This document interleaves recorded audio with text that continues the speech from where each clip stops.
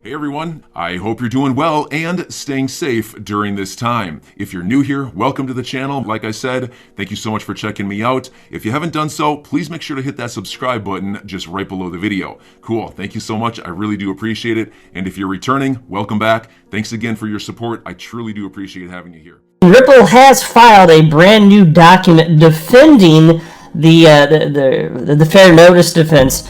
But not even fair notice defense, just the fact that from their perspective, and I certainly do believe they're right, that they should be allowed to defend the fair notice defense. So understand what's at stake here immediately anyway is not the outcome of whether or not in fact Ripple did have notice from the SEC, fair notice from the SEC that what they were doing was illegal. It's whether or not they're even allowed to argue that in court. And this probably is Ripple's last chance to defend that case. There could be, but there won't likely be additional documents filed on this topic before Judge Torres puts out her official ruling on whether or not Ripple can even use this defense in court. We don't know exactly when it's going to be, but I think it was from Jeremy Hogan, attorney Jeremy Hogan. I could be mistaken, but I think I recently saw something from him where he was saying it might be, I can't remember if he said this month or next month, but either way, that ruling is going to come down sooner than later. So I want to run through this and share with you perspective, including what Jeremy Hogan had to say, because I'll tell you right here at the outset, he does think that this defense will stand, that Ripple will have the ability, after the judge's ruling, to argue their fair notice defense, and then we'll have to see whether or not that stands by the time this court case is finished. But Jeremy Hogan does think that they'll be able to argue that, which is really of crucial importance, because the implications of that are huge. Just imagine, because if you're the SEC, and there's a chance that the court might find that you didn't give fair notice to Ripple, then you didn't give fair notice probably to pretty much everybody else in the space that you want to sue into oblivion. Because there is a lot of overlap. There is something in particular highlighted in the SEC versus Ripple case, though, that is unique relative to other enforcement actions that the SEC has brought. But in terms of fair notice, that would apply to pretty much every other cryptocurrency on the planet. Just about, tons of them, right? But I do want to be clear at the outset, I don't have a legal or financial background of any kind. I'm not offering legal or financial advice, and you definitely should not buy or sell anything because of anything I say or write. I'm just an enthusiast who enjoys making YouTube videos about crypto topics, but just as a hobby and just for fun.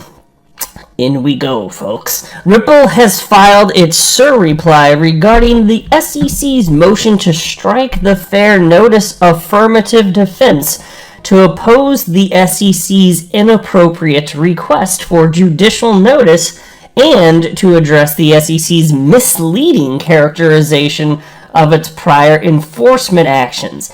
The SEC has previously asserted that Ripple's fair notice defense fails because prior to suing Ripple, the SEC had already brought more than 70 cases that subjected other digital assets to the application of the federal securities laws. Well, let me just pause there. That sounds really powerful. Oh my gosh, the SEC had sued other businesses and people? Oh my gosh, under federal securities law? This is under federal securities law? It sounds like the same thing. No, it's not the same damn thing, and you'll see why as we go through this.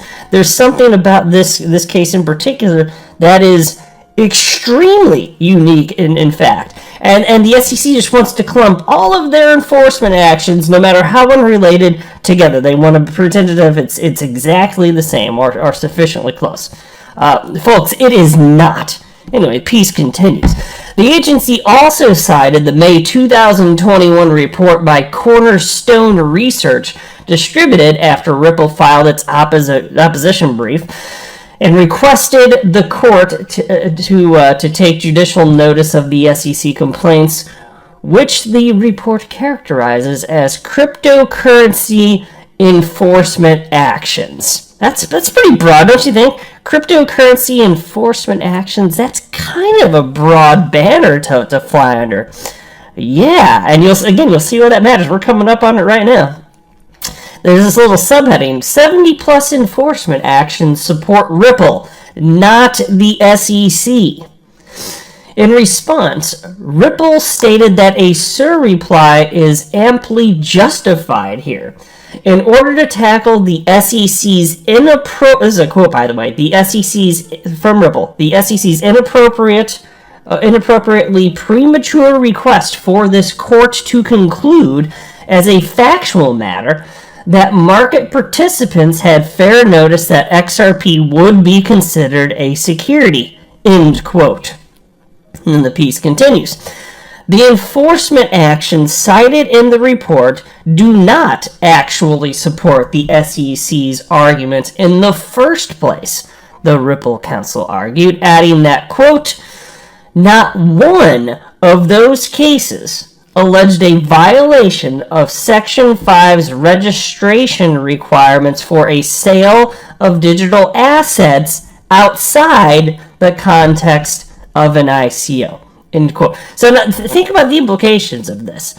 Because look, the SEC, by the time 2017 was rolling around, they were publicly speaking about the danger of ICOs and how really pretty much all of them probably illegal. And that's what the SEC was focusing on. That's the market guidance, if you want to call it that they were offering at the time, effectively.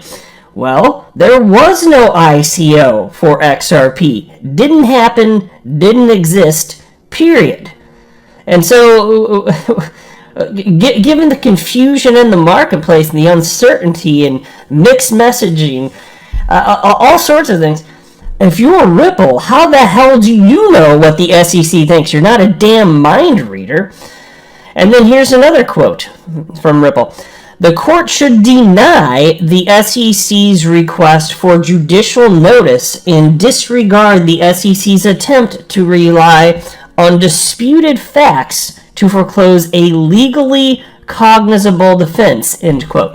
And so think about what's at stake here. It's whether, like I said, it's whether or not Ripple should be able to even argue this defense. And given how this isn't exactly open and shut here, it only stands to reason that Ripple should be able to defend this position in court, and then the judge can determine whether or not it's a reasonable argument. But they should be able to argue it. Of course they should.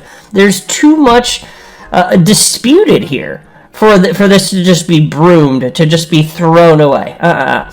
Piece continues. In conclusion, Ripple argues that the court may not properly take judicial notice of the Cornerstone report. The facts it contains are not undisputed, and if the court were to consider the cases cited in the report, they support Ripple, not the SEC. And take a look at this. This is a screenshot of Exhibit A, and they note the following.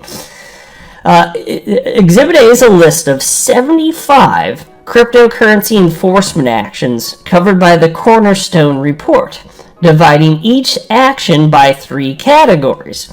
And they're here where I'm circling. If you're looking at your screen, you can see where I'm circling. These are the 3 categories. The first category is alleged unregistered sale of securities. The second category is based on sale of digital assets. And then 3, outside the ICO context.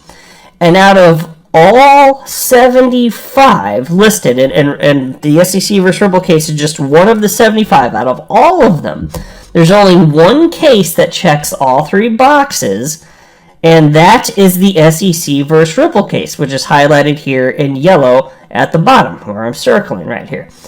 It's the only one that has, again, alleged unregistered sale securities, also based on sale of digital assets, and also outside the ICO context. It's the only one on the entire planet. So the SEC here, they're just broadly clumping together everything and pretending like, see, look at these other enforcement actions. It's all the same. Yeah, whatever. No. It's completely ridiculous and absurd. It's not logical. But like I've said many times over the course of the last years we've been covering this case, the SEC, they're not making arguments that make logical sense. They're just throwing everything out there and just seeing what sticks. They're seeing if they can pull a fast one over the judge. That's what it looks like to me, and I do mean that. It looks to me like, because their arguments are so garbage so much of the time, it seems to me they're just throwing it out there and hoping that it'll just get past the judge, or the judge will happen to agree. And these judges, they're not stupid. Judge Netburn and Judge Torres, they're clearly intelligent individuals.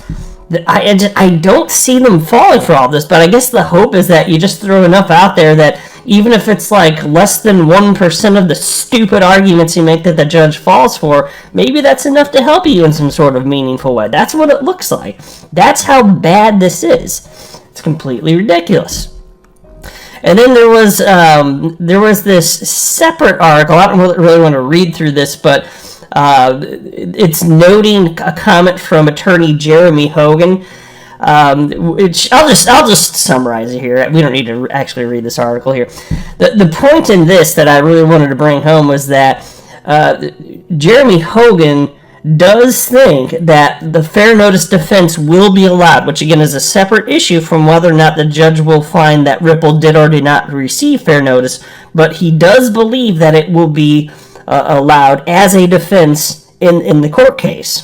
That is what he's thinking. And he also thinks that the charges won't be dismissed against Brad Garlinghouse and Chris Larson. So we'll see. And the charges against Brad Garlinghouse and Chris Larson, that's actually another thing worth mentioning too. It was covered in this first article here. I think it was anyway. I've read a lot of articles, but as far as Brad Garlinghouse and Chris Larson, it's so absurd that they're even named as defendants specifically in this case in a non-fraud case. That's pretty much unheard of. That is not within the legal precedent. This is not what you'd expect to see, but they're doing that because the SEC, they're just being bullies.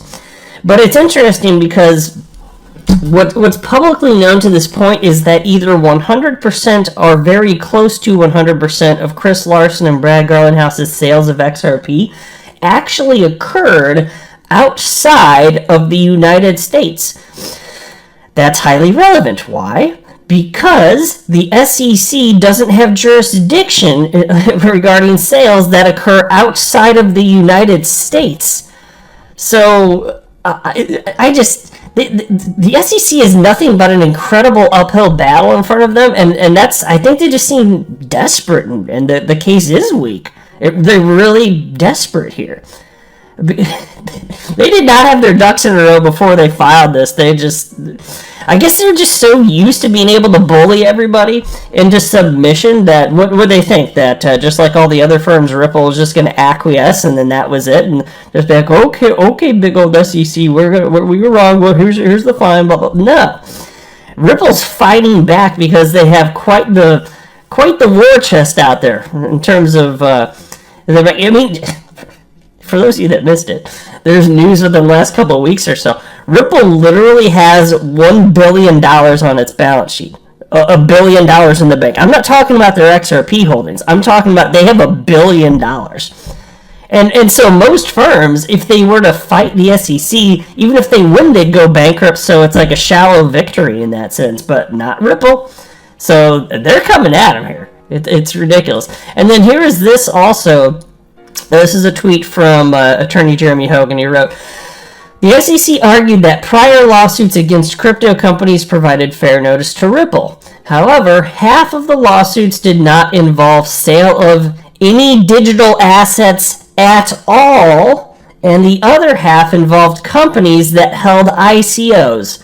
And, oh yeah, the first lawsuit was in 2017, so, ... So, folks, think about that.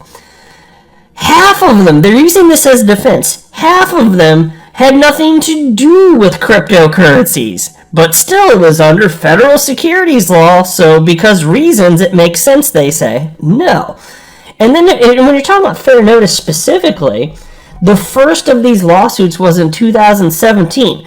So how was Ripple then supposed to know back in 2013 that what they were doing was illegal? I'm your guy. I will keep you posted. I'm your advocate. I'll be back on a daily basis, usually multiple times per day, with these videos to keep you updated with everything going on. So I hope you enjoyed the video. If you haven't done so, make sure to hit that subscribe button. Feel free to share any of my videos with your friends, family, social media, or anybody who may care to listen.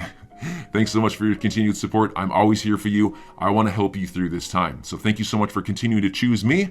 Enjoy your day, stay safe, and I'll catch you again probably in a couple hours. Thanks, everybody. See you later.